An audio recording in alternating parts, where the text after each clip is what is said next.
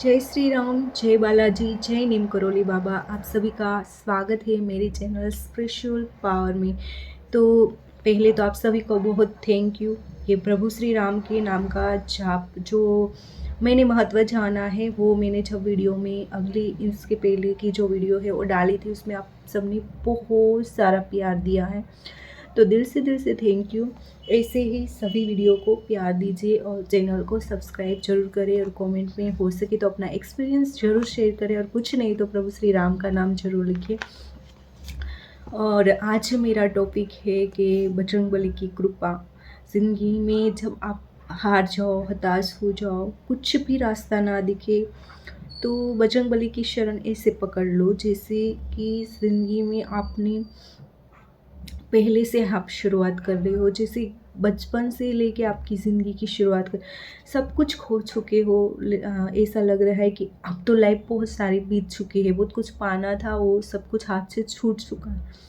लेकिन ये बिल्कुल भी सोचे बिना कि अभी ज़िंदगी ख़त्म हो चुकी है, जो था वो छूट चुका है, टाइम निकल चुका है, बिल्कुल भी ऐसे नेगेटिव थॉट्स लाए बिना हनुमान जी की शरण पकड़ लो। ज़िंदगी की एक नई शुरुआत होगी, एक एक बहुत ही ब्राइट फ्यूचर दिखेगा आपको।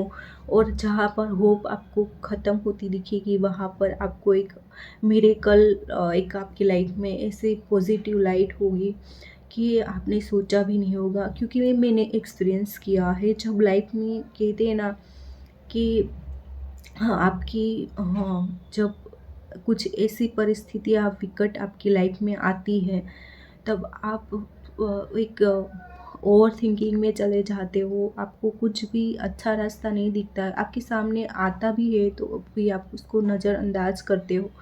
लेकिन उसको नज़रअंदाज करने की बजाय अगर आप उसको पॉजिटिवली बजरंगबली की शरण में रख देंगे और उस बालाजी की शरण पकड़कर प्रभु श्री राम का नाम जपते जपते अगर आप आगे बढ़ेंगे, तो आपको हर दिन एक नई आशा की उम्मीद ज़रूर दिखाई देगी और एक दिन आप उस अपनी मंजिल तक पहुंच जाओगे। बस सिर्फ कर्म अच्छे रखना।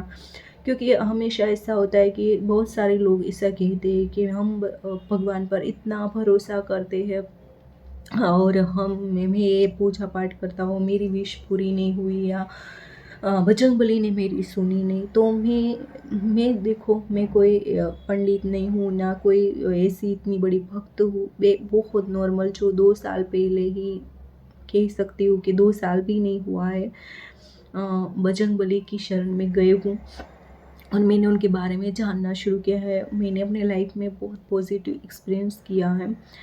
तो मैं उस हिसाब से मैं 2 अंदाज़ लगा सकती हूँ। या तो एक आपकी भगवान की शरण में हो और फिर भी परिस्थिति आपके अनुरूप नहीं हो रही है, तो ये आप होप मत छोड़िए।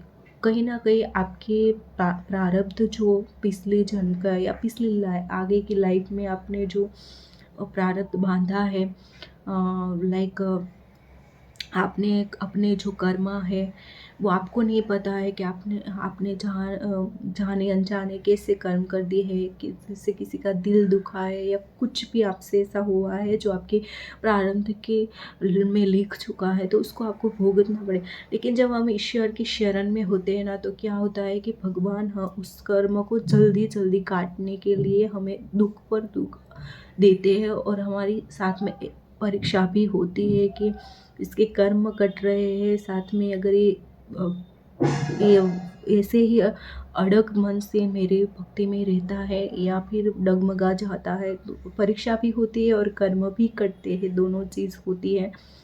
क्योंकि जब ईश्वर की शरण में हम जाते हैं और नाम जब शुरू करते हैं ना, तो हमारे कर्म कटने लगते हैं। क्योंकि आगे हमें वो जो पूजा पाठ हम कर रहे हैं उसका फल मिलने वाला होता है, लेकिन उसके पहले हमने जो कर्म किए हैं उसको भी हमें काटना ही।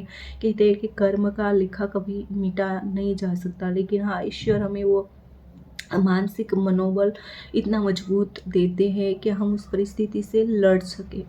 और वही जो भक्ति करते करते अपने कर्म को काटते काटते परिस्थिति से पॉजिटिवली लड़कर पूजा पाठ में अड़ग रह गया और भगवान की शरण नहीं छोड़ी, वो जीत गया। जानो मानो कि वो सारी सुख सुविधाओं पा गया, भौतिक रूप से हो या आध्यात्मिक रूप से हो, उसने सब कुछ पा लिया। फ़र्क इतना है कि हाँ, आपको बस उस टाइम ये नहीं सोचना है कि मैं भक्ति कर रही हूँ फिर भी दुख आ रहा है। भक्ति करने से कभी दुख नहीं आता। आज तक की कोई भी ऐसा कोई भी भक्त नहीं हुआ है जो ये कहेगा कि भक्ति करने से दुख आया है। भक्ति करने से हमारे बहुत सारे अगले जन्म के कर्म कटते हैं, जो हमें दोनों तरह से पॉजिटिव दिखता है। भौतिक सुख सुविधा के लिए भी हमें आगे अच्छा एक अनुरूप टाइम देते हैं, और हमें आध्यात्मिक मार्ग में भी हमें मोक्ष की तरफ ले जाता है, क्योंकि हमारे कर्म कट चुके हैं।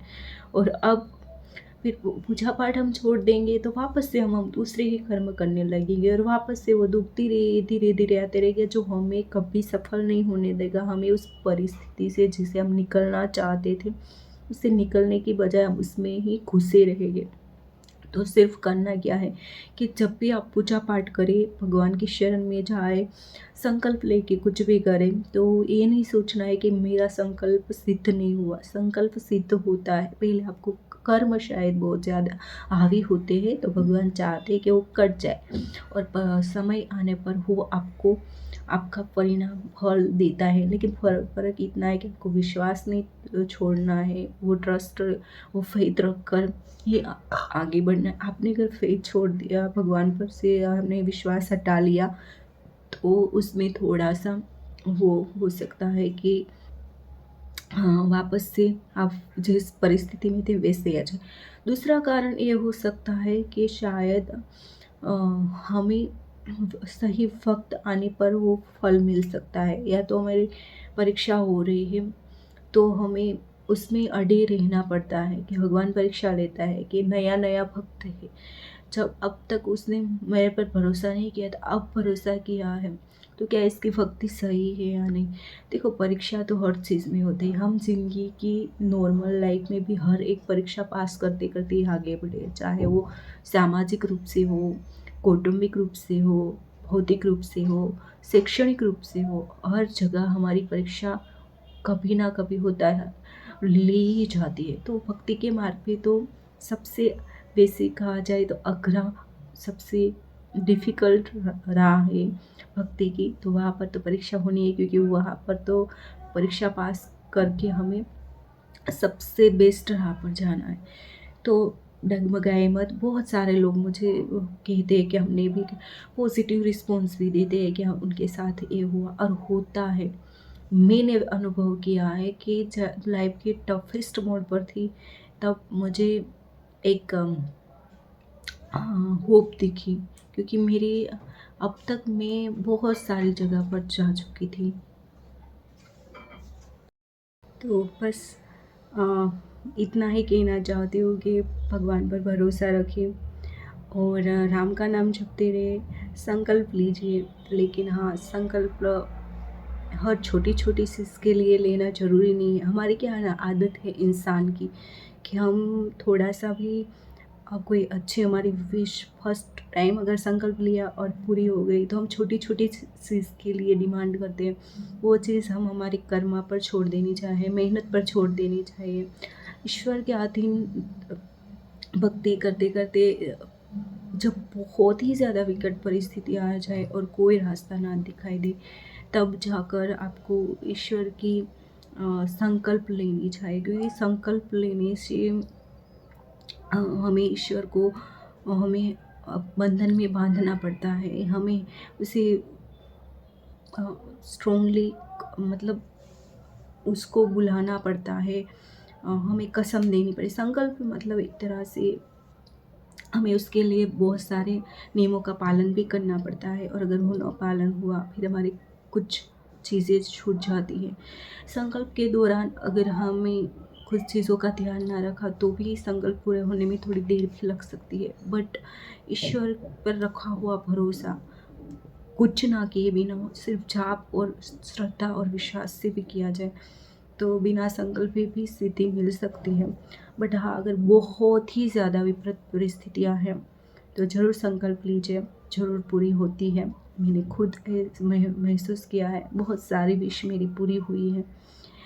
और बहुत सारी जो अनबिलीवेबल चीज़ें थी वो घटित हुई है मेरी ज़िंदगी में, वो भी मैं आगे शायद शेयर करूँगी और शेयर करना भी चाहिए, क्योंकि लोगों की जो आस्था होती है भगवान के प्रति उसमें बढ़ावा आता है। और एक भगवान की छोटी सी भक्त होने के नाते ये चीज़ हर चीज़ मतलब ये उनका कर्तव्य भी बनता है कि वो भगवान की भक्ति का थोड़ा सा प्रचार और प्रसार ज़रूर करें, क्योंकि हम इस धरती पर आए तो अगर दो लोग भी अच्छी राह पर धर्म की राह पर खींचे चले आते हैं तो वो भी एक अच्छा ही कार्य होता है। वीडियो बनाने का एक ही मकसद है कि अगर कोई कोई मेरी वीडियो अगर शायद 1000 लोग देख रहे हैं, उनमें से 1-2 लोग दुखी, तो 1000 में से मुझे पता है इस समय में बहुत सारे हो गए, लेकिन 1-2 लोगों को भी अगर विश्वास बैठा और वो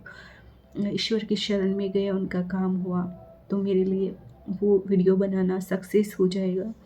तो मैं इसीलिए वीडियो बनाती हूँ और मेरा एक्सपीरियंस शेयर करती हूँ कि पॉजिटिविटी स्प्रेड कर सकूँ। तो बस इसी बहाने से वीडियो बनाई थी। तो थैंक यू सो मच। आप सबको वीडियो अच्छी लगी हो तो वीडियो को लाइक और शेयर सब्सक्राइब ज़रूर कर लेना। कमेंट में जय श्री राम ज़रूर लिख देना। और अगर आपके भी संकल्प से कोई सिद्धि हुई है तो ज़रूर मुझसे शेयर करना। तब तक के लिए जय श्री राम, जय हनुमान, जय नीम करोली बाबा।